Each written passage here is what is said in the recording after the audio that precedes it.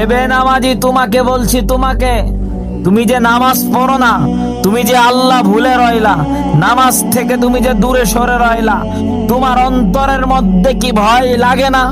তোমার অন্তরের মধ্যে কি ব্যথা লাগে না? তুমি যে নামাজ পড়তেছো না, কি ভয়ঙ্কর আযাব তোমাকে দেবে তুমি কি জানো? আল্লাহ কোরআনের মধ্যে বলে, মা সালাকাকুম ফি সাকর, তুমি কোন কারণে, কিসের কারণে জাহান্নামের মধ্যে আসছো? তুমি তখনই বলবা কাল কিয়ামতের ময়দানে, ক্বালু লাম নাকু মিনাল মুসাল্লিন, আমি দুনিয়ার মধ্যে বেনামাজি ছিলাম, আমি দুনিয়ার মধ্যে নামাজ পড়তাম না, চতুর্দিক থেকে আজানের আওয়াজ আমার কানের মধ্যে আসতো, কিন্তু আমি একটা আওয়াজকে সাড়া দিতাম না।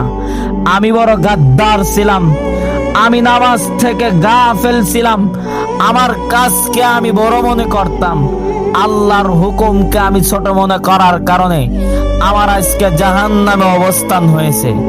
বেনামাজি, তুমি একটু হুঁশিয়ার হও, তোমার জন্য খুব ভয়ঙ্কর আযাব, ভয়ঙ্কর শাস্তি তোমার জন্যই জাহান্নামের মধ্যেই রেখেছে।